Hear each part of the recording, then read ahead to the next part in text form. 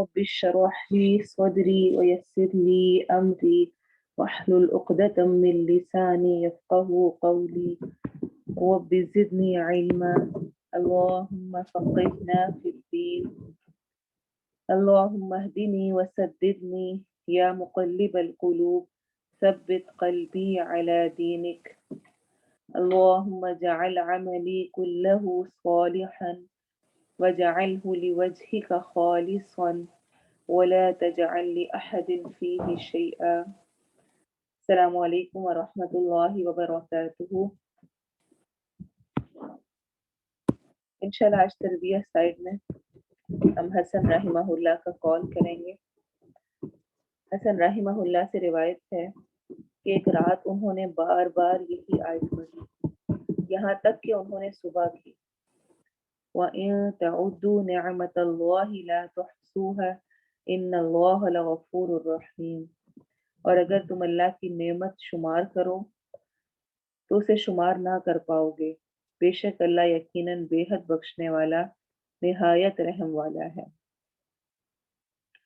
اس اثر کو لانے کا مقصد اصل میں یہ ہے اس چیز کو باور کرانا کہ ایک ہی آیت کو بھی بار بار پڑھنا انسان کے ایمان میں اضافے کا باعث ہے. سلف صالحین کا اور ان سے پہلے آپ صلی اللہ علیہ وسلم اور صحابہ کرام کا یہ طریقہ کار تھا کہ وہ ایک آیت کو ہی پوری پوری رات تلاوت کیا کرتے تھے اور کئی کئی دفعہ ایک ہی آیت کو پڑھتے ہوئے ساری رات گزار دیا کرتے تھے. اور ایسا کیوں ہوتا تھا؟ کیونکہ اس آیت کا اثر بہت زیادہ ہوتا تھا. اس آیت کا میننگ ان کے دلوں میں راسخ ہوا ہوتا تھا. انہیں سمجھ آ رہی ہوتی تھی کہ اس سے کیا مراد ہے اور اسی وجہ سے وہ بار بار اس کو پڑھتے تھے. اور جو بار بار ریپیٹ کرنا ہوتا ہے وہ انسان کے اندر جس کی بات کی جا رہی ہوتی ہے اس کی محبت کو بھی بڑھاتا ہے. اس طرح ماں کو اپنے بچے سے محبت ہوتی ہے تو جو کوئی آتا ہے ماں کیا کرتی ہے اپنے بچے سے متعلق ضرور بات کرتی ہے. جس کو جس چیز سے محبت ہوتی ہے جو پسند ہوتی ہے تو جو اس سے ملتا ہے وہ اس سے بار بار ہر دفعہ وہ بات ضرور ڈسکس کرتا ہے اس چیز سے متعلق ضرور بات کرتا ہے. تو قرآن کی جو آیات یا جو دل میں راسخ ہوئی ہوئی ہوں جن میں دل لگتا ہے ان کو بار بار پڑھنا آپ کی اللہ سے محبت میں اضافے کا باعث ہوتا ہے. اور یہ کب ہوتا ہے؟ جب انسان کو سمجھ آ رہی ہو جب انسان کے دل میں وہ اترا ہوا ہو. اب دیکھیں جتنی ہم نے آیات پڑھی ہیں ان میں سے امید ہے کہ کچھ آیات ضرور ایسی ہوں گی جو کہ آپ کے ذہن میں رہتی ہوں گی. آپ ان کو بار بار پڑھتے ہوں گے کبھی نماز میں کبھی ویسے بھی ان کو ریپیٹ کرتے ہوں گے. اور اگر نہیں ہے تو ایسا ہونا چاہیے ہر دفعہ کے لیسن میں کچھ نہ کچھ ایسا پارٹ ضرور ہو کچھ نہ کچھ ایسا ضرور اپنے لیے لیسن ہو کہ وہ بار بار ریپیٹ ہو. اور وہ یہ آیت بار بار ریپیٹ کر رہے تھے تو جب ان سے اس کے بارے میں پوچھا گیا یعنی آپ کیوں بار بار یہ آیت پڑھ رہے ہیں پوری رات آپ نے صرف ایک ہی آیت پڑھی ہے تو انہوں نے کہا بے شک اس میں بہت بڑا سبق ہے یعنی بہت بڑا لیسن ہے تو میں اپنے لیے اس کو بار بار پڑھ رہا ہوں. کیوں؟ ہم نظر نہیں اٹھاتے اور نہ ہی لوٹاتے ہیں مگر وہ کسی نہ کسی نعمت پر ہی پڑتی ہے. سوچیں اپنے آپ کو بھی ہم نظر نہیں اٹھاتے کوئی اپنے آس پاس کی اپنے اوپر اور نہ ہی لوٹاتے ہیں مگر وہ کسی نہ کسی نعمت پر ہی پڑتی ہے. وہ سب اللہ کی دی ہوئی نعمت ہی ہوتی ہے اور اللہ کی جن نعمتوں کو ہم نہیں جانتے وہ بہت ہی زیادہ ہیں. یہ تو ان کا ذکر ہے جو کہ سامنے سامنے ہمیں نظر آ رہی ہیں اور یا اس کے علاوہ تو بہت ساری ایسی نعمتیں بھی ہیں جن کا ہم ذکر بھی نہیں کر پاتے ہیں ہم جانتے بھی نہیں ہیں ہم ان کو فور گرانٹیڈ لیتے ہیں ہم اس کو نعمت سمجھتے بھی نہیں ہیں. سورج کا نکلنا دن رات کا آنا جانا اور موسموں کا بدلنا اور کیا کیا تبدیلیاں ہو رہی ہوتی ہیں اور کس طرح ہماری پروٹیکشن ہو رہی ہوتی ہے کس طرح ہمیں آکسیجن مل رہی ہوتی ہے ہم سانس لے رہے ہیں ہماری آنکھیں خود بخود جھپکی جا رہی ہیں خود جھپک رہی ہیں ہمارے کان سن رہے ہیں ہم بولنا چاہ رہے ہیں آرام سے بول سک رہے ہیں جو فروٹس ویجیٹیبلز ہم تک پہنچ رہے ہیں کھانے کو میسر ہیں ہمیں چیزیں ایک ایک چیز کتنے پروسیس کے بعد، کتنی اللہ تعالیٰ کے نظام کے بعد ہم تک پہنچتی ہے، جس کو ہم استعمال کر رہے ہوتے ہیں۔ ہم تو ان چیزوں اور ان نعمتوں کو سوچتے بھی نہیں ہیں، وہاں تک پہنچتے بھی نہیں ہیں، اور کس طرح سے اللہ تعالیٰ ہمیں دے رہے ہوتے ہیں۔ تو اسی وجہ سے حسن رحمہ اللہ کا یہ معاملہ تھا کہ وہ پوری رات اسی آیت کو پڑھتے رہے کہ اگر تم اللہ کی نعمتوں کو شمار کرنا چاہو تم نہیں کر سکتے، کر ہی نہیں سکتے ہو۔ بے شک اللہ بخشنے والا نہایت رحم والا ہے، اور جتنی اللہ تعالیٰ کی دی ہوئی نعمتیں ہیں ان میں سب سے بڑی نعمت ہمارے پاس ایمان کی نعمت ہے۔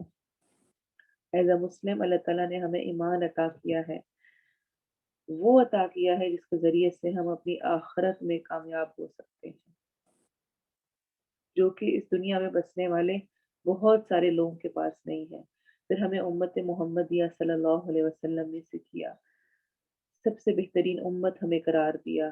پھر ہمیں ایسی کتاب دی جس میں کوئی تحریف نہیں ہو سکتی، ہمارے پاس صحیح راسخ علم موجود ہے، ہمیں یہ فکر نہیں ہے پتہ نہیں یہ تبدیل تو نہیں ہو گیا، چینجنگ تو نہیں آ گئی، اللہ نے اس کی حفاظت کی ہے۔ پھر اللہ تعالیٰ نے نبی صلی اللہ علیہ وسلم کو ہماری رہنمائی کے لیے بھیجا۔ یہ ساری نعمتیں ہیں جو کہ ہمیں میسر ہیں، اور اس وقت ہم اس دور میں ہیں کہ ہم کوئی حدیث سرچ کرنا چاہیں، قرآن کی آیت، اس کا ترجمہ، اس کی تفسیر پڑھنا چاہیں اور اس کو سمجھنا چاہیں تو گھر بیٹھے آرام سے کھول کے سیکھ سمجھ سکتے ہیں، پڑھ سکتے ہیں۔ پہلے زمانے کے لوگوں کو بہت لمبے لمبے مہینوں کے سفر کرنے پڑتے تھے صرف ایک حدیث، ایک آیت کو سیکھنے کے لیے۔ تو اللہ کی نعمتیں اتنی ہیں کہ اگر ہم شمار کرنا چاہیں تو نہیں کر سکتے۔ تو اس میں دو اعتبار سے سبق ہے، ایک تو یہ کہ اللہ کرے کہ ہمارا قرآن کے ساتھ ایسا تعلق ہو کہ جب ہم قرآن پڑھ رہے ہوں تو کوئی آیات ایسی آئیں جن پر ہم رک کر ان کی بار بار تلاوت کرنے والے ہوں، اللہ تعالیٰ سے تعلق کو اسٹرانگ کرتے ہوئے۔ اور دوسرا یہ کہ اپنے پاس ملنے والی نعمتوں پر غور کریں۔ اگر آپ لکھنا شروع کریں اور سوچنا شروع کریں تو اینڈ نہیں ہے، کہیں پر خاتمہ نہیں ہے۔ ایسی ایسی نعمتیں اور ایسا ایسا کچھ انسان ڈسکور کرے کہ جو اگر اس کے پاس نہ ہو تو اس کے بغیر وہ بالکل ہی بیکار ہو، خالی ہو، لیکن اس کے ہونے کے احساس کو وہ محسوس نہیں کرتا۔ تو اللہ ہمیں توفیق دے کہ ہم قرآن کو واقعی حق ادا کرتے ہوئے پڑھیں اور اس کی نعمتوں کا شکر ادا کرنے والے ہیں۔ لَإِن شَكَرْتُمْ لَأَزِيدَنَّكُمْ، جتنا نعمتوں پہ شکر زیادہ ہوگا اتنی ہی وہ زیادہ ملتی جائیں گی۔ آگے انشاءاللہ اب ہم گرامر کریں گے۔ ہوپ فلی کہ لاسٹ ٹائم کا آپ کو اسم کا سمجھ آ گیا ہوگا۔ آج سے ہم فیل سٹارٹ کریں گے۔ سمپل فیل ورب کی آج ہم پاسٹ اور فیوچر ٹینس کریں گے، زمانہ حال اور زمانہ مستقبل۔ چونکہ اس کی نشانیاں موجود ہوتی ہیں اس لیے ہم ان نشانیوں کو یاد کر لیں گے جب ہمیں پتہ ہوگا پریزنٹ اور فیوچر ٹینس، یہ پاسٹ ٹینس نہیں ہے۔ پریزنٹ اور فیوچر ٹینس یعنی زمانہ حال اور زمانہ مستقبل، ان کی نشانیاں اگر ہمیں پتہ ہوں گی تو ہم آسانی سے جان سکتے ہیں کہ ان کے علاوہ جو بھی ہیں وہ پاسٹ ٹینس ہے، یعنی کہ زمانہ ماضی ہے۔ کیا نشانیاں ہیں یہ ہم بہت دفعہ پڑھ چکے ہیں، اب تھیوری کی شکل میں بھی دیکھیں۔ یا، تا، الف اور نون، یہ چار نشانیاں ہوتی ہیں کسی فعل، کسی ورب کے سٹارٹ میں اگر یہ آ رہی ہوں تو اس کا مطلب ہے کہ یہ فعل مضارع ہے، اس کو فعل مضارع کہا جاتا ہے، میم ضاد الف را عین، جس میں پریزنٹ اور فیوچر ٹینس، حال اور مستقبل دونوں ہوتے ہیں۔ عربک میں تین زمانے نہیں ہوتے ہیں بلکہ دو ہی ہوتے ہیں، ایک پاسٹ ٹینس اور ایک پریزنٹ اور فیوچر ٹینس کو ملا کر فعل مضارع۔ یا، اس علامت کا ترجمہ وہ کیا جاتا ہے جب یا کسی بھی ورب کے شروع میں ہو تو اس کی ٹرانسلیشن وہ ہوتی ہے، جس طرح کہ یحکم، وہ فیصلہ کرتا ہے یا کرے گا، یعنی یا پریزنٹ میں ٹرانسلیشن ہوتی ہے یا فیوچر میں، وہ فیصلہ کرتا ہے، یہ کیا ہے پریزنٹ میں زمانہ حال میں، اور مستقبل میں کیا ٹرانسلیشن ہوگی، وہ فیصلہ کرے گا۔ یؤمن، وہ ایمان لاتا ہے یا لائے گا۔ یخلق، وہ پیدا کرتا ہے یا کرے گا۔ یہدی، وہ ہدایت دیتا ہے یا دے گا. الملک یومئذ للہ یحکم بینہم. اس دن بادشاہت اللہ کی ہوگی، وہ فیصلہ کرے گا ان کے درمیان. تو یحکم، اسی طرح یضل، وہ گمراہ کرتا ہے. تو یا شروع میں آنے سے ٹرانسلیشن میں وہ آ جائے گا اور یہ نشانی ہوگی کہ یہ فعل مضارع ہے، پریزنٹ فیوچر ٹینس ہے. وہ یہدی، اور وہ ہدایت دیتا ہے. دوسری علامت ہے تا. تا اس علامت کا ترجمہ کیا ہوتا ہے؟ تو، تم، آپ. تو یا تم یا آپ. مثلا تسمعو، تو سنتا ہے یا سنے گا. تعلم، تو جانتا ہے یا جانے گا. تؤتی، تو دیتا ہے یا دے گا. تشاء، تو چاہتا ہے یا چاہے گا. تعلم ما فی نفسی، تو جانتا ہے جو میرے دل میں ہے. تؤتی الملک من تشاء، تو دیتا ہے بادشاہت من تشاء، جسے تو چاہتا ہے. وتنزع الملک، اور تو چھین لیتا ہے بادشاہت ممن تشاء، جس سے تو چاہتا ہے. تو تا، تو، تم، آپ کے لیے استعمال ہوتا ہے. یہ بھی فعل مضارع کی نشانی ہے. پھر حمزہ کا آنا شروع میں، الف کا آنا. یہ علامت واحد مذکر اور مونث دونوں کے لیے استعمال ہوتی ہے. یعنی اگر کسی میل نے یا فیمیل نے، دونوں میں سے کسی نے بھی اپنا ذکر کرنا ہے، اپنی بات کرنی ہے، آئے کر کے بات کرنی ہے، آئے کو بیان کرنا ہے ان کے میں، تو اس کے لیے وہ شروع میں یہ الف حمزہ لگا دے گا. فعل کے شروع میں حمزہ لگ جاتا ہے اور اس کا ترجمہ ہوتا ہے میں. اجیب، میں قبول کرتا ہوں یا کروں گا. اعبد، میں عبادت کرتا ہوں. اچھا یہ کیا ہوتا اگر یہ ہوتا یعبد، وہ عبادت کرتا ہے. تعبد، تم عبادت کرتے ہو. اور اعبد، میں عبادت کرتا ہوں. اقول، میں کہتا ہوں. یقول، وہ کہتا ہے. تقول، تم کہتے ہو.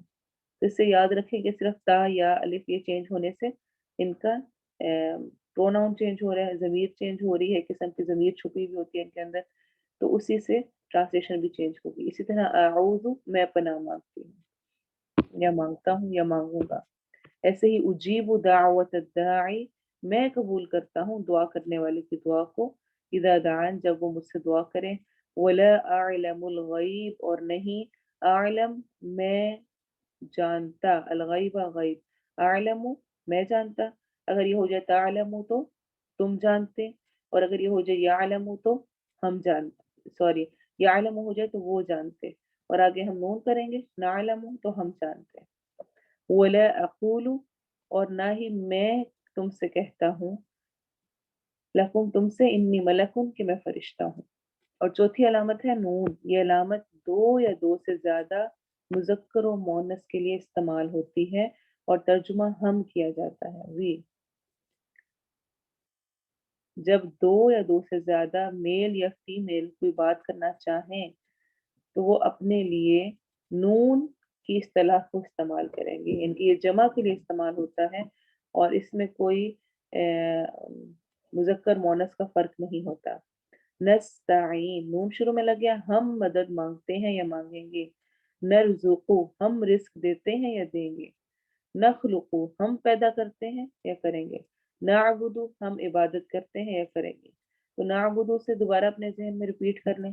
اعبدو، میں عبادت کرتی ہوں. تعبدو، تم عبادت کرتے ہو. یعبدو، وہ عبادت کرتا ہے. اور نعبدو، ہم عبادت کرتے ہیں. ایاک نعبد و ایاک نستعین، سورہ فاتحہ میں آپ پڑھتے ہیں نعبد و نستعین دونوں میں جو شروع میں نون ہے یہ فعل مضارع کی نشانی ہے جس کا مطلب ہم ہے. ایسے ہی نؤمن ببعض و نکفر ببعض، نؤمن اور نکفر دونوں میں نون شروع میں ہے جو کہ فعل مضارع کی نشانی ہے. اچھا یہ بھی یاد رکھیں یہ نشانیاں ہمیشہ روٹ ورڈ کے علاوہ ہوتی ہیں. جو روٹ ورڈ ہے اسی کے شروع میں اگر حمزہ آ رہا ہے، تا آ رہا ہے، یا آ رہا ہے، نون آ رہا ہے، تو پھر ہم اس کو نہیں کہیں گے کہ یہ فعل مضارع ہے، کیونکہ وہ تو اس کا اپنے ہی روٹ ورڈ کا حصہ ہے، خود ہی وہ ورڈ ہے، تو تب ایسا نہیں ہوگا. مثلا اگر نؤمنو ہے، یہ آمنا ہوتا تو ہم کے اس کے شروع میں حمزہ آ رہا ہے تو یہ تو فعل مضارع ہے نہیں. آمنا کا حمزہ روٹ ورڈ کا ہی حصہ ہے. حمزہ میم نون امن، ایمان سے ہے، تو ہم اس کو نہیں کنسیڈر کریں گے. تو سمپل سا ہے، یہ وقت کے ساتھ آپ کو سمجھ آتی جائے گی، بہت ساروں کو آ گئی ہے اور نئے لوگوں کو انشاءاللہ اور تھوڑا وقت گزاریں گے تو آ جائے گی. قد نعلم، یقیناً ہم جانتے ہیں، انہو بے شک وہ لیحزنک الذی یقولون. اب اس بات کو سمجھے، ایک اور ایڈیشن ہے آپ کے لیسن میں. اگر ان چاروں علامتوں یعنی یا تا الف نون پر پیش ہو، ضمہ ہو اور آخری حرف سے پہلے زبر ہو. آخری حرف یعنی جہاں پر یہ مکمل ہو رہا ہے. اچھا، اس میں کہیں پر بھی پروناؤن جو آگے لگے ہوتے ہیں، جس طرح یخلقکم، تو یہ اس ٹائم کم کی بات نہیں ہو رہی ہے، یخلقو کی ہی بات ہو رہی ہے.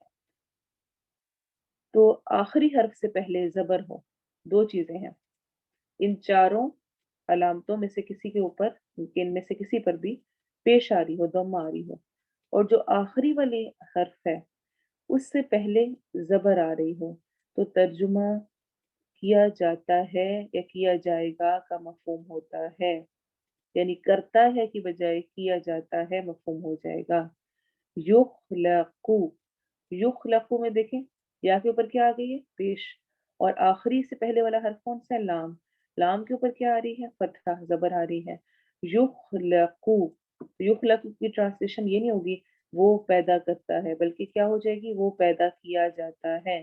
تو کیا دو باتیں یاد رکھنی ہیں، ان کی نشانی میں شروع میں اگر پیش آ گئی ہے، اور صرف اکیلی پیش کافی نہیں ہے، لاسٹ لیٹر سے پہلے والا سیکنڈ لاسٹ لیٹر پر زبر آ گئی ہے، تو ٹرانسلیشن کیا جاتا ہے یا کیا جائے گا ہوگا. ایسے ہی یعرفو، وہ پہچانا جاتا ہے. یہ ٹرانسلیشن نہیں ہوگی وہ پہچانے گا، وہ پہچانا جاتا ہے. یقتلو، وہ قتل کیا جاتا ہے، وہ قتل کرے گا نہیں. ہوپفلی آپ کو میننگ سمجھ آ رہا ہوگا. قتل کیا جاتا ہے، پہچانا جاتا ہے، پیدا کیا جاتا ہے. یشرکو، شریک بنایا جاتا ہے. کیوں ٹرانسلیشن ہو رہی ہے، جو علامت مضارع ہیں ان پر پیش آنے کی وجہ سے، اور سیکنڈ لاسٹ لیٹر پر فتحہ آنے کی وجہ سے، زبر آنے کی وجہ سے. اگر سیکنڈ لاسٹ لیٹر پہ فتحہ نہیں ہے تو ٹرانسلیشن یہ نہیں ہوگی. اگر سٹارٹ والے پر ضمہ نہیں ہے ٹرانسلیشن نہیں ہوگی. دونوں کو پورا ہونا ضروری ہے. ایسے یعرف المجرمون، پہچانے جائیں گے مجرم، بسیماہم، اپنے چہروں سے. ایسے ہی ولا تقولوا لمن یقتل، جو قتل کیا جاتا ہے، فی سبیل اللہ، اللہ کے راستے میں. تو ہوپفلی آپ کو یہ کلیئر ہوگا انشاءاللہ. وقت کے ساتھ ساتھ اور سمجھ آئے گی، زیادہ اس میں کنفیوز نہ ہو، پریشان نہ ہو. اور جو میں آپ سے ایگزامپلس کہتی ہوں ان کو صرف اور صرف اپنے لیسن میں ہی ڈھونڈیں. آج انشاءاللہ جو آپ کا ہوگا ٹرانسلیشن اور جو پچھلا والا، ان کے آیا نمبر 90 سے لے کر آپ نے جہاں تک آج ہم کریں گے وہاں تک میں فعل مضارع کی، یعنی کہ ان چاروں نشانیوں کے ساتھ جو ایگزامپلز ہیں ان کو لکھنا ہے. صرف آپ نے اس پر کام کرنا ہے. یہ چاروں نشانیاں ہوں کسی کے شروع میں، یا ان میں سے کوئی ایسا آ رہا ہو جو کہ ہم نے لاسٹ پڑھا ہے، جس کو ہم فعل مجہول کہتے ہیں، یعنی کہ یہ جس میں کہ پتہ نہیں کہ کرنے والا کون ہے. وہ پیدا کیا جاتا ہے، وہ قتل کیا جاتا ہے، کون کر رہا ہے ہمیں نہیں پتا، وہ شریک بنایا جاتا ہے. تو اس کے انشاءاللہ آئندہ ہم اور ڈیٹیل پڑھیں گے. تو آپ کا ہوم ورک یہ ہے، اس کو غور سے سمجھ لیں، کہ جو آپ کا آیا نمبر 90 سے لے کے لیسن ہے 96 تک، اس کے اندر آپ نے یہ چاروں نشانیوں کے ساتھ جو ورب، جو فعل موجود ہیں ان کو لکھنا ہے. ہوپ فلی یہی آپ کے لیے انشاءاللہ ہیلپ فل ہوں گے. تجوید میں تلاوت سنیں اور نشانہ خود لگائیں گے اور پھر پریکٹس کریں گے. بسم اللہ الرحمن الرحیم. قل ان كانت لكم الدار الآخرة عند الله خالصة من دون الناس فتمنوا الموت إن كنتم صادقين ولن يتمنوه أبدا بما قدمت أيديهم والله عليم بالظالمين ولتجدنهم أحرص الناس على حياة ومن الذين أشركوا يود أحدهم لو يعمر 1000 سنة وما هو بمزحزحه من العذاب أن يعمر والله بصير بما يعملون.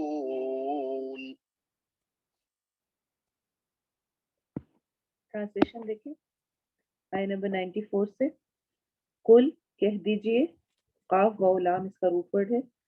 इन अगर, कानत है, कानत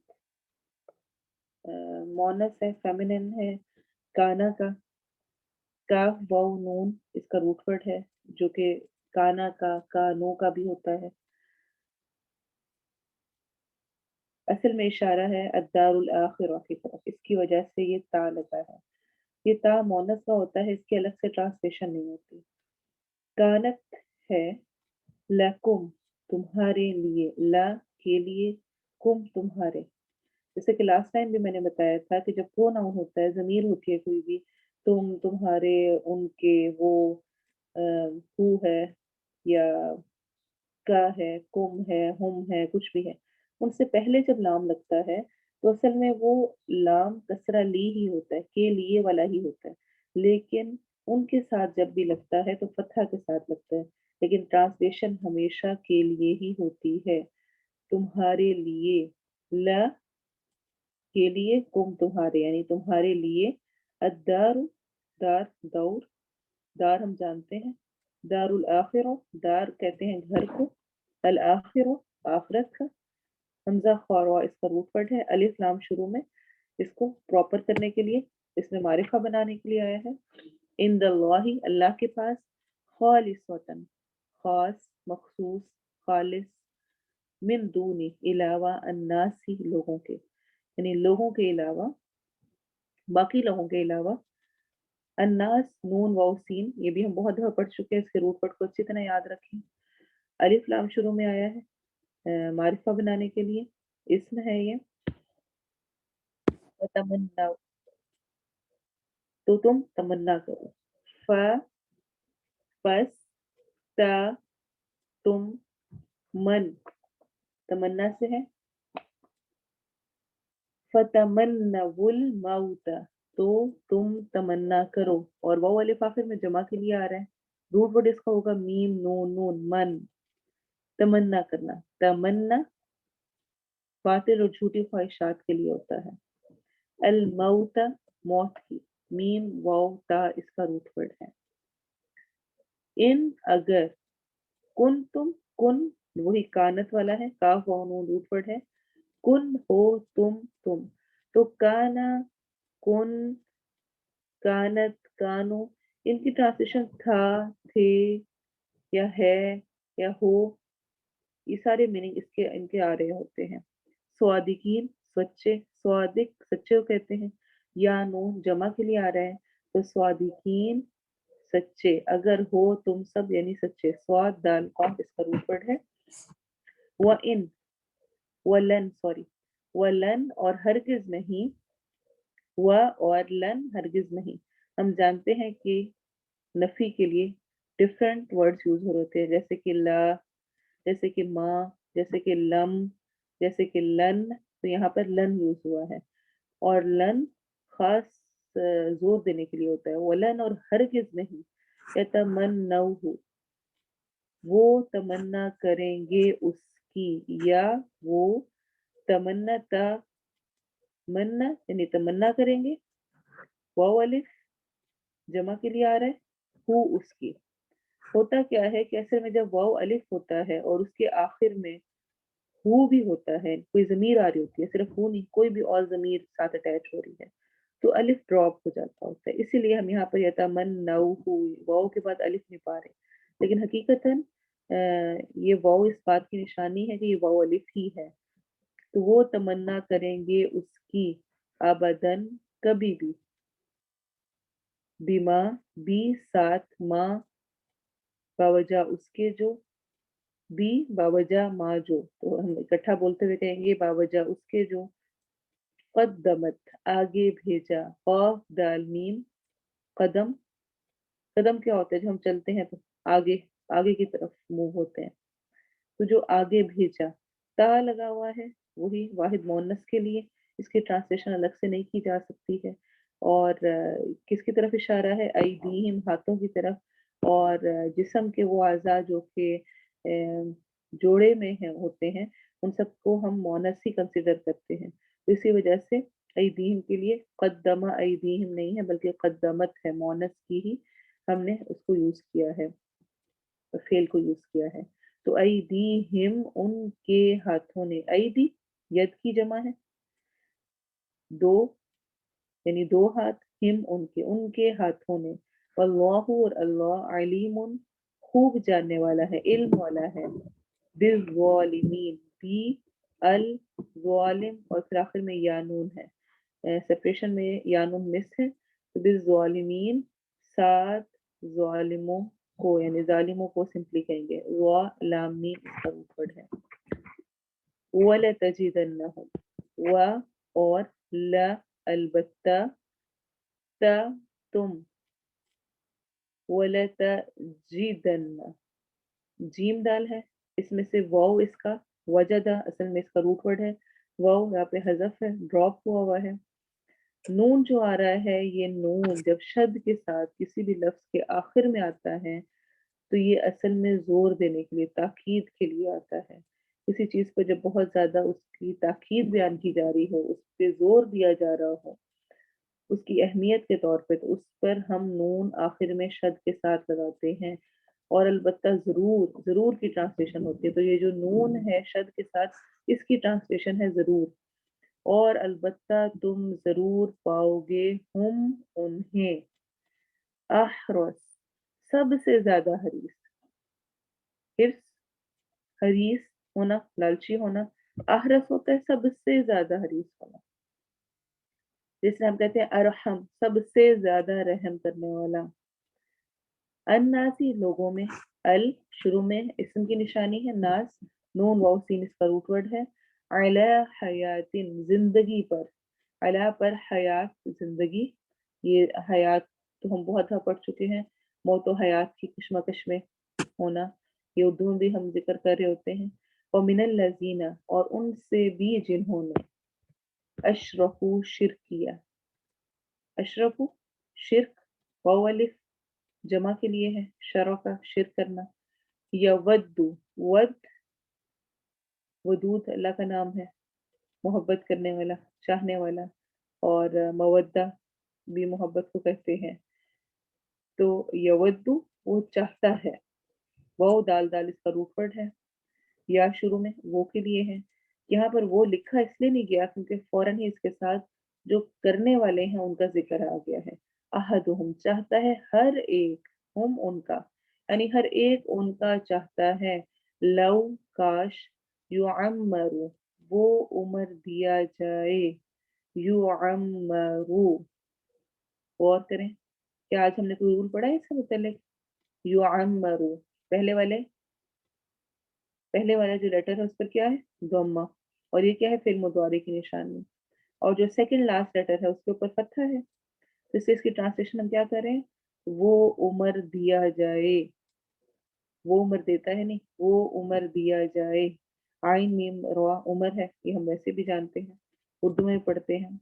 अल्फा हजार, सनातिन साल, वमा हालांकि नहीं, वा ट्रांसलेशन हम जानते हैं और होती है, लेकिन यहाँ पे अकॉर्डिंग टू द कॉन्टेक्स्ट हालांकि, ما نہیں ہوا وہ یعنی عمر کا ملنا بمزحزحہ بچانے والا اسے بی ساتھ مزحزح بچانے والا ہی اسے اس کا روٹ ورڈ ہے زحزح یہ ربائی میں سے ہے ابھی تک ہم نے جتنے روٹ ورڈ پڑھے ہیں وہ ثلاثی میں سے پڑھے ہیں یعنی کہ 3 روٹ ورڈ ہوتے ہیں لیکن قرآن میں اور عربک لینگویج میں کچھ ایسے حروف بھی ہیں جن کا روٹ ورڈ 4 ہوتے ہیں 3 کی بجائے 4 کیسے پتہ چلیں گے اکثر و بیشتر وہ رپیٹ ہو رہے ہوتے ہیں جس طرح زح اذا زلزلت الارض زلزالها زائ لام زا لام تو وہ رپیٹ ہو رہے ہوتے ہیں اس سے ہمیں اندازہ ہو جاتا ہے کہ یہ ربائی ہے ثلاثی نہیں ہے تو اس کا روٹ ورڈ ہوگا زاح زاح من العذاب عذاب سے ان اگرچہ یعمر وہ عمر دیا جائے واللہ اور اللہ بصیر خوب دیکھنے والا ہے بس واروا اس کا روٹ ورڈ ہے روٹ ورڈ میں مسٹیک ہے با سواد رو اس کا روٹ ورڈ ہے بیما بی ساتھ ما جو اسے جو یعملون وہ عمل کرتے ہیں یا وہ عمل ووم جمع کے لیے آ رہے ہیں یعنی وہ عمل کرتے ہیں اب اس کی تلاوت کو سنیں اور ساتھ ٹرانسلیشن سے غور کریں قل إن كانت لكم الدار الآخرة عند الله خالصة من دون الناس فتمنوا الموت إن كنتم صادقين ولن يتمنوه أبدا بما قدمت أيديهم والله عليم بالظالمين ولتجدنهم أحرص الناس على حياة ومن الذين أشركوا يود أحدهم لو يعمر 1000 سنة وما هو بمزحزحه من العذاب أن يعمر والله بصير بما يعملون یہاں پر آپ نے 2 چیزوں پہ شاید غور کیا ہو 2 جگہ پر وقف مختلف انداز میں کیا گیا ہے اگر غور نہیں کیا تو ابھی غور کریں ایک تو آیت نمبر 94 میں فتمنوا جب ہم رکیں گے تو ہم واو کی ضمہ کو نہیں پڑھیں گے ہم سٹاپ کریں گے تو ہم پڑھیں گے فتمنوا اور جب ملائیں گے تو پڑھیں گے فتمنوا الموت اسی طرح سے آیت نمبر 96 وَلَتَجِدَنَّهُمْ أَحْرَصَ النَّاسِ عَلَى حَيَاةٍ تو جو تا ہوتی ہے اگر اس کو ہم وقف کر کے پڑھیں سٹاپ کر کے پڑھیں تو یہ ہا بن جاتی ہے لیکن اگر ملا کے پڑھیں تو یہ تا رہے گی اگر ہم اس کو ایسے پڑھیں گے علی حیات ومن الذین اشرکوا تو یہ تا کر کے پڑھی جائے گی لیکن اگر ہم سٹاپ کریں گے تو یہ ہا پڑھی جائے گی حیات نہیں پڑھا جائے گا ٹھیک ہے ان 2 چیزوں کو نوٹ کر لیں اپنے پاس انشاءاللہ ہم ٹرانسلیشن شروع کریں گے سوری تفسیر سٹارٹ کریں گے جہاں سے ہم نے لاسٹ ٹائم چھوڑی تھی ہم بات کر رہے تھے بنی اسرائیل کے رویے کی کہ وہ محمد صلی اللہ علیہ وسلم کے آنے سے پہلے اپنی کتابوں میں اتنی پیشن گوئیاں پڑھ چکے تھے آخری نبی کے آنے کی اور وہ سب کو جانتے بھی تھے اور اس سب کو جانتے ہوئے وہ دعائیں کیا کرتے تھے انتظار میں تھے بے چین تھے اس جگہ آ کر بس گئے تھے جہاں پر وہ علامتیں موجود تھیں کہ یہاں نبی نے آنا ہے اور یہ دعائیں کثرت سے کرتے تھے کہ وہ نبی آئے اور ہم اس کے ساتھ مل کر لڑیں اور اپنے دشمنوں کو شکست دیں لیکن جب وہ نبی آ گیا فلما جاءهم ما عرفوا كفروا به انہوں نے اس کا انکار کر دیا فلعنت اللہ علی الکافرین تو بس لعنت ہے اللہ کے کافروں پر کس وجہ سے اگلی آیت میں اس کا ذکر ہے بئس ما اشتروا به انفسهم کتنا برا ہے جو بیچ ڈالا انہوں نے اپنے نفسوں کو بدلے اس کے یکفروا کہ انہوں نے کفر کیا بما انزل اللہ ساتھ اس کے جو اللہ نے نازل کیا تھا بغین ضد کی وجہ سے، حسد کی وجہ سے۔ کیا حسد تھا؟ کیا ضد تھی؟ کس وجہ سے انہوں نے انکار کیا تھا؟ کیونکہ جیسا کہ آپ کو یاد ہوگا کہ ابراہیم علیہ السلام کے دو بیٹے کون کون سے تھے؟ اسماعیل اور اسحاق۔ اسحاق علیہ السلام کے آگے سے بیٹے تھے یعقوب علیہ السلام، اور پھر یعقوب علیہ السلام کے آگے 12 بیٹے تھے جو کہ بنو اسرائیل کہلائے یا بنی اسرائیل کہلائے۔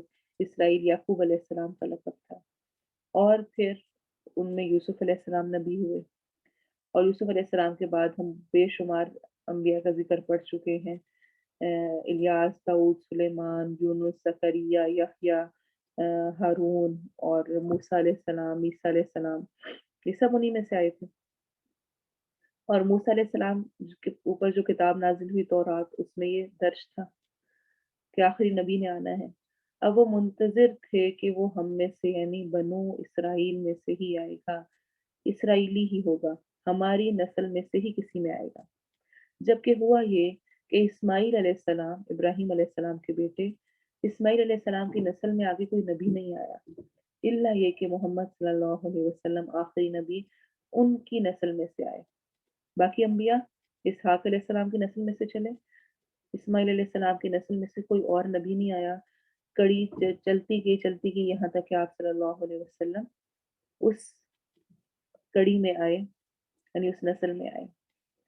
بنو اسماعیل کے لیے میں سے ہونے کی وجہ سے جو بنی اسرائیل تھے ان کے لیے یہ ایکسیپٹ کرنا انتہائی دشوار ہو گیا، مشکل ہو گیا، یہ جانتے ہوئے بھی کہ یہ آخری پیغمبر ہے، ساری نشانیاں پوری ہیں، یہ حق لے کر آیا ہے، یہ جو کتاب پڑھ رہا ہے اس میں وہی باتیں ہیں جو ہماری کتابوں میں ہیں، باوجود اس سب کو جانتے ہوئے وہ ضد کی وجہ سے اور حسد کی وجہ سے کہ یہ نبی ہم میں سے کیوں نہیں آیا اور ان میں سے کیوں آ گیا، انہوں نے کفر کیا، انکار کر دیا۔ تو اللہ تعالیٰ کیا فرما رہے ہیں؟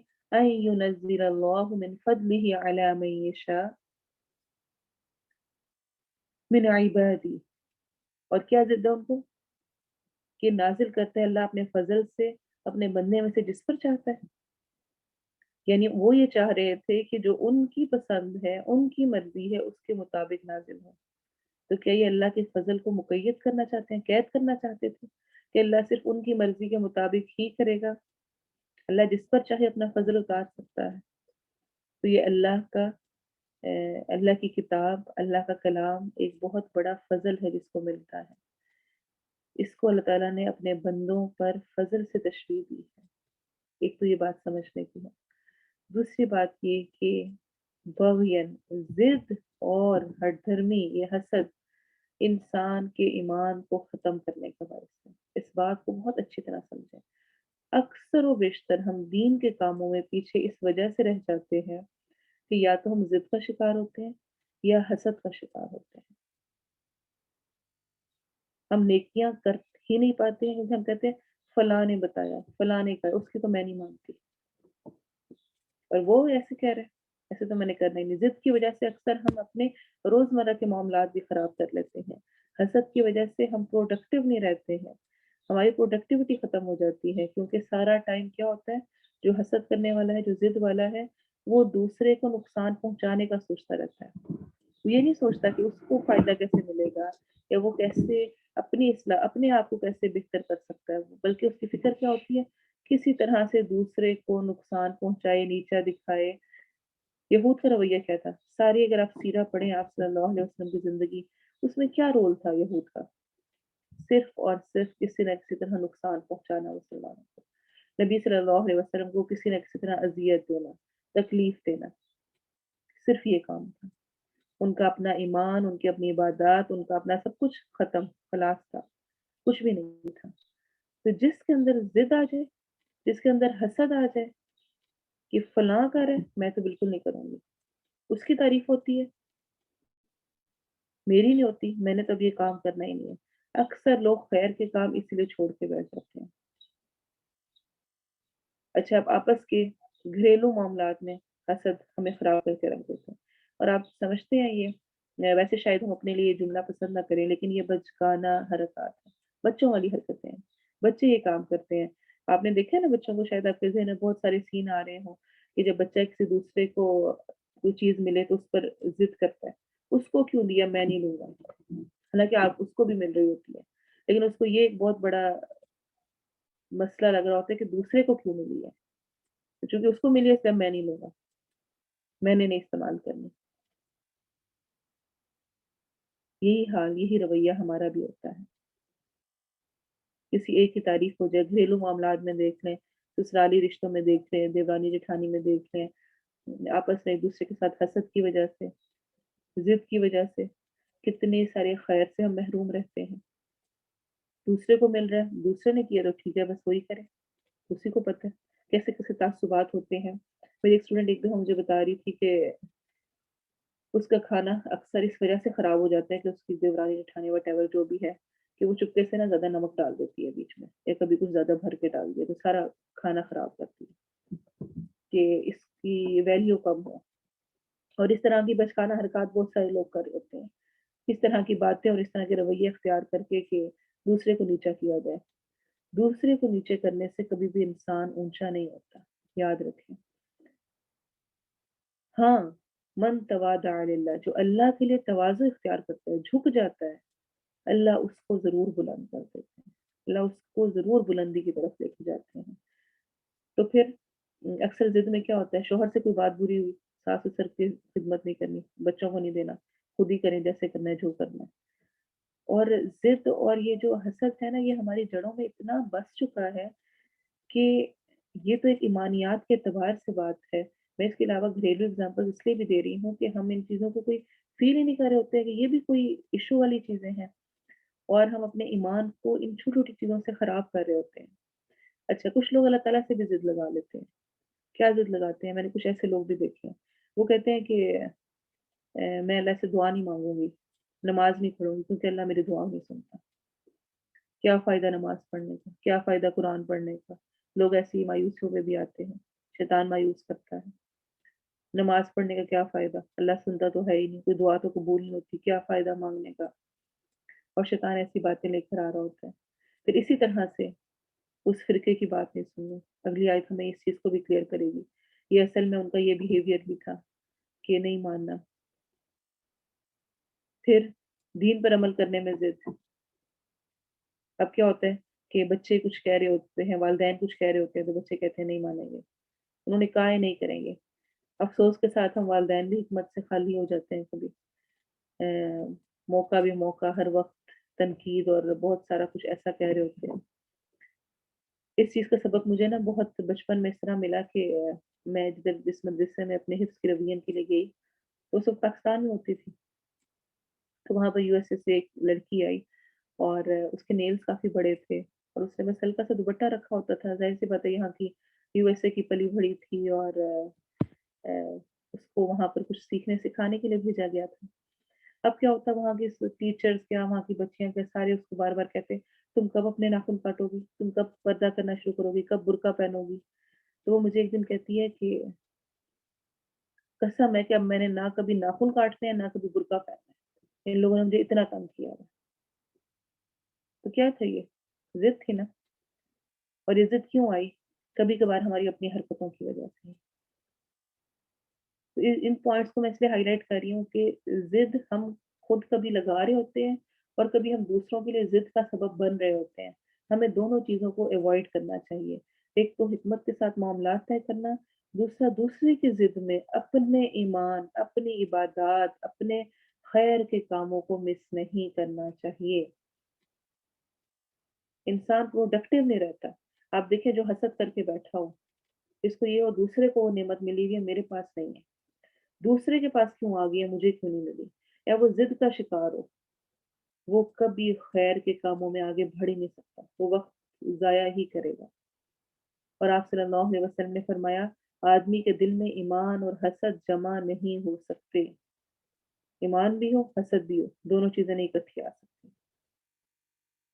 تو انسان کی ضد اور ہٹ دھرمی اور حسد حق کو قبول کرنے میں بہت بڑی رکاوٹ ہے، اللہ ہمیں ان سے دور کرے۔ اگر ہمارے اندر ہے تو اپنے خود بیٹھ کر محاسبہ کریں، خود سوچیں کہاں کہاں پر کس چیز میں ہے، اور اللہ کے لیے جھک جائیں، اللہ کے لیے اپنی ضد کو توڑ دیں، اپنے حسد کو ختم کریں، دوسرے کو ملنے والی نعمت پر خوش ہوں، اللہ سے اس سے بہتر خیر مانگے۔ اللہ نے جو اس کو دیا ہے وہ اس سے کئی گنا زیادہ بہتر آپ کو بھی دے سکتا ہے۔ اس سے چھننے کی کوششوں، دعاؤں اور دل کی کڑن اور پریشانی کی بجائے اللہ سے اپنے لیے اس سے بہتر خیر کی دعائیں مانگے۔ پھر یاد رکھیں، حق جہاں بھی ہو، چاہے دوست کے پاس ہے، دشمن کے پاس ہے، کسی کے پاس بھی ہے، اس کو قبول کرنے میں دیر نہیں کرنی چاہیے۔ یہاں پہ ان کا کیا رویہ تھا؟ ہمارے قبیلے میں سے، ہم میں سے ہوتا، ہماری جنریشن میں سے ہوتا، ہم مان لیتے، اب چونکہ وہ ہم میں سے نہیں ہے اس لیے ہم ایکسپٹ نہیں کر رہے، اور یہی رویہ انہوں نے آگے بھی کیا۔ اس کا نقصان کیا ہوا؟ فَبَاءُوا بِغَضَبٍ عَلَىٰ غَضَبٍ، تو پس وہ پلٹے غضب پر غضب کے ساتھ، بار بار، اور بڑا غضب مراد یعنی بے پناہ غضب۔ اسی وجہ سے یہود پر کیا ٹھپا لگ گیا؟ سورۃ الفاتحہ میں ہم پڑھتے ہیں مغضوب علیہم، وہ جن پر غضب کیا گیا، ان پہ ٹھپا یہ لگ گیا کہ یہود ہیں ہی وہ جن پر اللہ کا غضب نازل ہوا۔ وَلِلْكَافِرِينَ عَذَابٌ مُّهِينٌ، اور کافروں کے لیے عذاب ہے رسوا کن، اہانت آمیز، ذلیل کرنے والا، رسوا کرنے والا۔ کیوں یہ عذاب ہے؟ کیونکہ وہ اپنے آپ کو سپیریئر سمجھتے تھے، اپنے علاوہ باقیوں کو امی سمجھتے تھے کہ وہ ان پڑھ جاہل، باقی قومیں، باقی لوگ کوئی وہ اہمیت نہیں رکھتے۔ اور جب ان میں سے نبی آ گیا تو ان کے لیے ایک بہت بڑی یہ شرمندگی کی، اہانت کی، رسوائی کی بات تھی کہ یہ ان کو فالو کریں۔ تو اس لیے اللہ تعالیٰ فرما رہے ہیں ان کے لیے رسوائی والا عذاب ہے۔ یہ ابھی اس کو رسوائی سمجھ رہے ہیں نبی کی پیروی کرنے کو، چونکہ وہ بنو اسماعیل میں سے آ گیا ہے، تو ان کے لیے کل قیامت کے دن رسوائی والا عذاب ہوگا۔ وَإِذَا قِيلَ لَهُمْ آمِنُوا، اور جب کہا جاتا ہے انہیں ایمان لاؤ، بما انزل اللہ، جو اللہ نے نازل کیا۔ چھوڑو ساری باتیں، کس کے پاس آیا، کس طرح آیا، کون سی جنریشن ہے، کون بندہ ہے، کیا ہے، صرف سمپل بات ہے جو اللہ نے نازل کی ہے۔ اللہ کو تو مانتے ہو نا، اللہ رب ہے، اس نے جو نازل کیا اس پر ایمان لاؤ، سمپل سی بات ہے۔ آج ہمارے لیے بھی یہ بہت سمپل سی بات ہے کہ جو اللہ کی کتاب میں لکھا ہے، جو اللہ نے بتایا اس پر ایمان لے آؤ، لیکن ہم بھی یہی رویہ رکھتے ہیں۔ انہوں نے کیا کہا؟ غور کریں، آج کل ہم بھی یہی والے تمام کام کر رہے ہیں۔ قالو، وہ کہتے ہیں، نؤمن بما انزل علینا، ہم ایمان لائیں گے اس پر جو ہم پر نازل کیا گیا، جو ہمارا ہے، جو ہمارے نبی پر آیا ہے، ہم تو صرف اس کو مانیں گے، اور ہم باقی کسی پر کچھ بھی آئے ہم نہیں مانتے۔ وَيَكْفُرُونَ بِمَا وَرَاءَهُ، اور وہ کفر کرتے ہیں ساتھ اس کے جو اس کے علاوہ ہے، یعنی جو اس کے علاوہ ہے اس پر ہم کفر کرتے ہیں، ہم صرف اپنے پاس جو ہماری ہے اسی پر ایمان لائیں گے۔ تو سمجھ آئی اس سے آپ کو؟ کیا آپ نے سنا ہے آج کل کچھ اس طرح کے الفاظ استعمال ہوتے ہیں؟ آج کل بھی گروہی تعصب بہت عام ہے، فرقہ واریت، اور یہی انسان کو خیر کے کاموں سے پیچھے کرتا ہے۔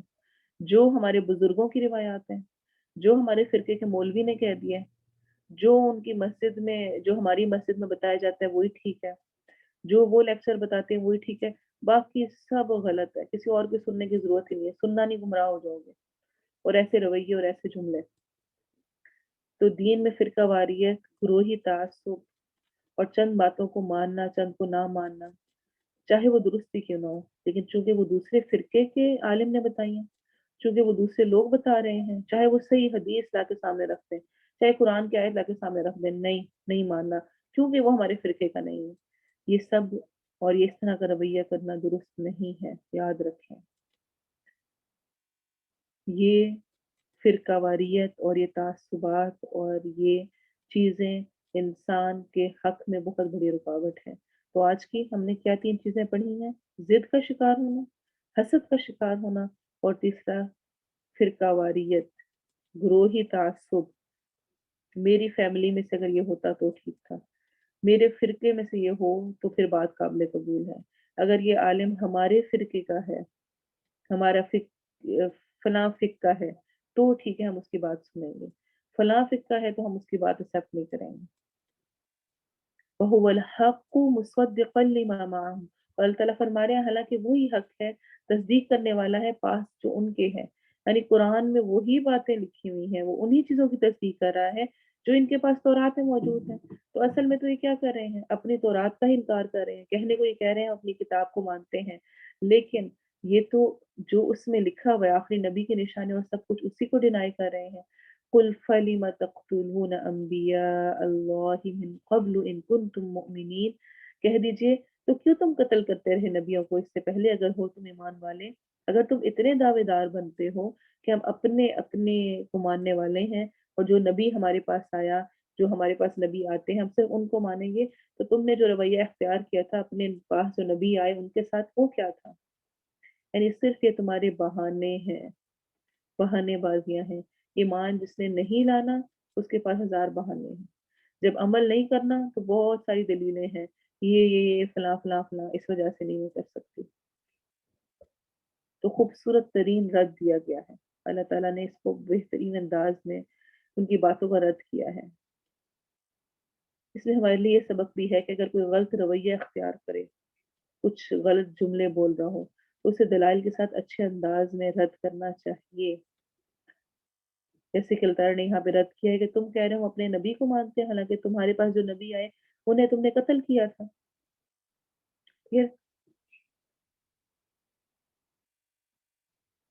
یہ بات بھی یاد رکھیں گے، جس طرح یہاں پہ کہا گیا نا کہ اگر اپنے نبیوں کو ہی مانتے تو انہیں قتل کیوں کیا؟ اب کیا تھا؟ اس کا کوئی جواب ان کے پاس نہیں تھا۔ اور ہوتا کیا اکثر کہ جو حق پر ہوتے ہیں کوئی کچھ بتاتا ہے، کہتے ہیں، جو کوئی آنسر نہیں آ رہا ہوتا تو آگے سے کیا ہوتا ہے؟ بحث مباحثے، شور و غل، اور ادھر ادھر کی چھوڑ کے اور چلو بات ختم۔ یہی رویہ کفار کا بھی تھا۔ فقال الذين كفروا لا تسمعوا لهذا القرآن والغوا فيه لعلكم تغلبون۔ تو کیا رویہ پھر آخر میں کافروں نے ڈھونڈ لیا کہ قرآن کو تم سرے سے سنو ہی نہ، اور اس وقت شور و غل مچاؤ جب قرآن پڑھا جا رہا ہو، لعلکم تغلبون، شاید کہ تم غالب آ جاؤ۔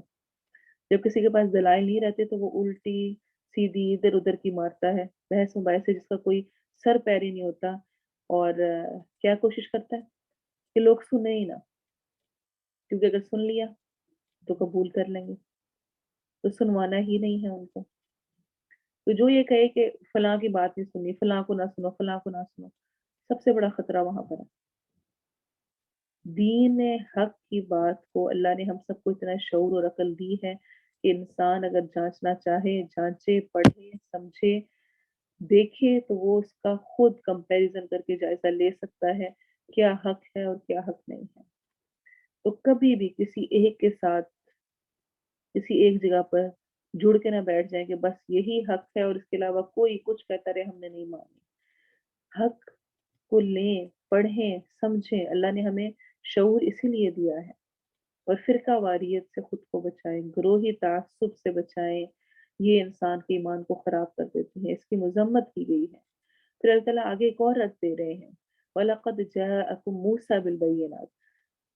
پہلے تو یہ کہ تم نے نبیوں کو کیوں قتل کیا، دوسرا یہ کہ تم نے اپنے ہی نبی کے ساتھ کیا کیا، وہ جو کہ واضح نشانیاں لے کر آیا، تمہارے سامنے کس طرح فرعونیوں سے نجات ملی، سمندر دو ٹکڑے ہوا، کس طرح تم نے پار کیا، پھر اسی عصے سے 12 چشمے صحرا میں پھوٹ نکلے، پھر کس طرح منو سلوا آتا تھا، پھر کس طرح گرمی میں بادلوں کا سایہ ہوا، کیا کیا نعمتیں نہیں ملی۔ ثم اتخذتم العجل من بعده، یہ سب دیکھنے کے بعد جب موسیٰ علیہ السلام طور پہ گئے تو تم نے بچڑے کو معبود بنا لیا، وانتم ظالمون، اور تم ظالم ہو۔ تو ان کے اپنے ہی اعمال کی ان کو تردید کی جا رہی ہے کہ تم کہتے ہو ہم اپنی کتاب کو مانتے ہیں، اپنے نبی کو، اس کے ساتھ بھی تم نے کیا سلوک کیا۔ اور یہاں پر ظالم، ظلم اصل میں شرک کی طرف ان کے اشارہ ہے، جیسے قرآن میں آتا ہے ان الشرک لظلم عظیم، بے شک شرک البتہ بڑا ظلم ہے۔ وَإِذْ أَخَذْنَا مِيثَاقَكُمْ وَرَفَعْنَا فَوْقَكُمُ الطُّورَ خُذُوا مَا آتَيْنَاكُمْ بِقُوَّةٍ وَاسْمَعُوا۔ اور جب لیا ہم نے پختہ عہد تم سے، کس چیز کا عہد؟ ایمان لانے کا، تورات پر عمل کرنے کا۔ وَرَفَعْنَا فَوْقَكُمُ الطُّورَ، اور ہم نے طور کو تم پر بلند کیا۔ یہ ہم پہلے پڑھ چکے ہیں، اس طرح بنی اسرائیل کی نافرمانی اور کتاب کو بھلانے کی وجہ سے ان پر پہاڑ معلق کر کے ان کو کتاب تھمائی گئی، اور انہیں کیا کہا گیا؟ خُذُوا مَا آتَيْنَاكُمْ بِقُوَّةٍ، پکڑو جو ہم نے دیا ہے قوت کے ساتھ. یہاں پہ جبر کیا جا رہا ہے، حالانکہ دین لا اکراہ فی الدین ہے. تو یہ اصل میں دین میں داخل ہونے سے پہلے لا اکراہ فی الدین ہے، دین میں کوئی جبر سختی نہیں ہے. دین میں داخل ہونے کے بعد اس کو امپلیمنٹ کروایا جائے گا. کسی انسٹیٹیوشن میں کوئی نے ایڈمیشن نہیں لیا ہوا، باہر وہ جو مرضی کرے، جب وہ اس میں انٹر ہو گیا تو اس کو اس کے رولز کو اوبے کرنا ہوگا، اس سے وہ رولز اوبے کروائے جائیں گے.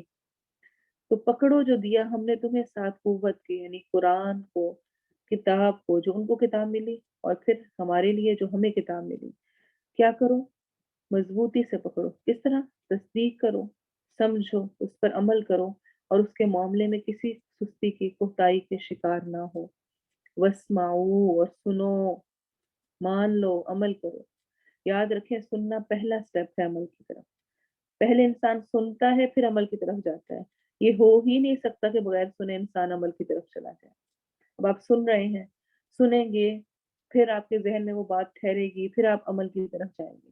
تو سننا انتہائی ضروری ہے. سننا سننا سننا. واسمعوا، اور سنو. اور کیسا سنو؟ کہ وہ عمل کی طرف لے جائے. انہوں نے آگے سے کیا کہا؟ قالوا سمعنا وعصینا. انہوں نے کہا سنا ہم نے اور نافرمانی کی ہم نے. مومن کا رویہ کیا ہوتا ہے؟ سمعنا واطعنا، سنا ہم نے اور ہم نے اطاعت کی. منافقین اور یہود و مشرکین کا رویہ کیا ہوتا ہے؟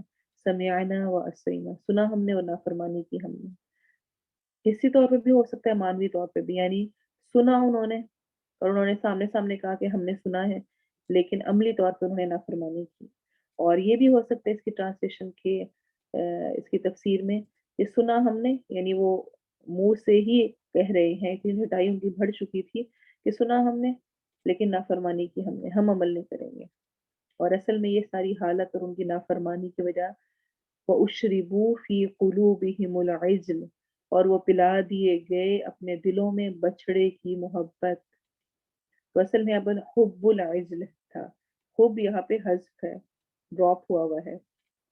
اور یہ عربک کا ایک سٹائل، ایک انداز ہوتا ہے. یعنی وہ اپنے دلوں میں بچڑے کی محبت پلا دی گئی، یعنی بچڑے کو، بچڑا تو ویسے بھی کھایا جاتا ہے، دلوں میں بچڑے کی محبت پلا دیے گئے. جس طرح پانی، جو یہ شاریبہ یا یہ اشربو پلائے جانے سے تشبیہ ہے نا، تو جس طرح پانی رگ رگ میں سرایت کر جاتا ہے، اسی طرح اس بچڑے کی محبت ان کے رگ رگ میں سرایت کر گئی. اور اشربو کے لفظ سے اشارہ ہے کہ اس بچڑے کی محبت اس حد تک پہنچ گئی تھی ان کے دلوں میں کہ اس میں ان کا کچھ اختیار نہ رہا تھا، بلکہ یہ معاملہ ہو گیا کہ جیسے کسی اور نے ان کے دلوں میں اس کی محبت کو انڈیل کے رکھ دیا ہے. اور یہاں پر محبت کو پلانے سے کیوں تشبیہ دی گئی ہے؟ یہ بھی تو کہا جا سکتا تھا نا کہ ان کے دلوں میں بچڑے کی محبت ڈل گئی یا ڈال دی گئی. پلا دی گئی کیوں کہا گیا ہے؟ کیونکہ انسان جب کچھ پیتا ہے، پانی پیتا ہے، تو اس کے جسم کی حالت بدلتی ہے، اس کا اثر وہ اپنے پورے جسم پر فیل کرتا ہے. جب شدید پیاس لگی اور آپ پانی پیئیں، آپ کو فیل ہوتا ہے نا سارے جسم میں ایک جو طاقت، انرجی اور وہ سارا آنا، اور وہ کیا ہوتا ہے، آپ کے جسم کا حصہ بن جاتا ہے. ایسے ہی زمین کو اگر آپ پانی دیں، زمین کے اوپر پانی ڈالیں، تو کیا ہوتا ہے، وہ پانی سارا اس کے اندر جذب ہو جاتا ہے، ایبزارب ہو جاتا ہے، اسی کا حصہ بن جاتا ہے. اب آپ کے میں نے پانی نکالنا ہے واپس، الگ نہیں ہو سکتا، اسی کے اندر راسخ ہو جاتا ہے. تو محبت کسی چیز کی انسان کے دل میں جب چلی جاتی ہے تو وہ اس طرح رچ بس جاتی ہے کہ اس کو دل سے نکالنا، الگ کرنا مشکل ہو جاتا ہے. تو ایک تو محبت خود ایسی چیز ہوتی ہے کہ انسان کو اندھا اور بہرا کر دیتی ہے، اوپر سے اس کو اشربو سے تعبیر کیا گیا ہے کہ پانی جیسا انسان کے رگو ریشے میں خوب دوڑتا ہے، ویسا کھانے کا گزر نہیں ہوتا. تو یعنی بالکل ہی پلا دی گئی. ان کا اس پر پھر کنٹرول ہی نہیں رہا، وہ اس کی محبت اور اس کے اندر اتنا رچ بس کے. کیوں ایسا ہوا؟ بی کفرہم، باوجہ اپنے کفر کے، ان کے اپنے کیے کا ہی ان کو پھل ملا. یہ محبت ان کے دلوں میں کیوں ڈلی؟ ان کے کفر کی وجہ سے. ان کی بچڑے سے اس حد تک محبت اور عبادت تھی، اور یہ کفر تھی. مگر اس کا باعث اصل میں کیا تھا؟ سابقہ کفر، جو ہم شروع سے سورت کے پڑھتے آ رہے ہیں. فلاں فلاں فلاں فلاں نافرمانیاں کی، ان نافرمانیوں کے نتیجے میں پھر ان کے ساتھ یہ ہوا. تو یہاں سے ہمارے لیے ایک بہت اہم پوائنٹ نکلتا ہے، کفر مزید کفر کو اور ایمان مزید ایمان میں اضافہ کرنے کا باعث ہوتا ہے. خیر خیر کو دعوت دیتی ہے، شر شر کو دعوت دیتا ہے. پہلے وہ کفر کی طرف تھے، نافرمانی کی طرف، اور نافرمانی ان کی بڑھتی چلی گئی. قل بئس ما یأمرکم بہ ایمانکم ان کنتم مؤمنین، کہہ دیجئے کتنا برا ہے جو حکم دیتا ہے تمہیں تمہارا ایمان اگر تم واقعی ایمان والے ہو. تم جو ایمان کا دعویٰ کرتے ہو تو یہ کیسا ایمان ہے جو تمہیں تمہارے قول سے مختلف حکم دیتا ہے، تمہارا عمل کچھ ہے اور قول کچھ ہے. وَأُشْرِبُوا فِي قُلُوبِهِمُ الْعِجْلَ، اور وہ پلا دیے گئے اپنے دلوں میں بچڑے کی محبت کو. کس وجہ سے؟ اپنے کفر کی وجہ سے. اس پر ہم تھوڑی انشاءاللہ اور ڈیٹیل بات کریں گے نیکسٹ کلاس میں. اللہ تعالیٰ ہمیں جو کچھ سنا ہے اس پر عمل کی توفیق دے، اور اپنے لیے عملی پوائنٹ ضرور نکالا کریں. یہ بہت اہم ہے. اپنے پاس ڈائری میں نوٹ کریں، عمل کی ڈائری بنائیں، میں نے پہلے بھی ذکر کر چکی ہوں، اور اس میں پوائنٹس کو لکھتے رہا کریں، وقتاً وقتاً پڑھیں تاکہ تازہ ہو، اور جو کبھی کوئی کمی رہ گئی ہو انسان عملی پوائنٹس کو شروع کرتا ہے بھول جائے تو دوبارہ سے کر سکے. اس کی تلاوت سنیں، اور پھر اس کے بعد اپنی اٹینڈنس ضرور گروپ میں مارک کریں اور عملی پوائنٹ شیئر کریں. جزاک اللہ. بئس ما اشتروا به أنفسهم أن يكفروا بما أنزل الله بغيا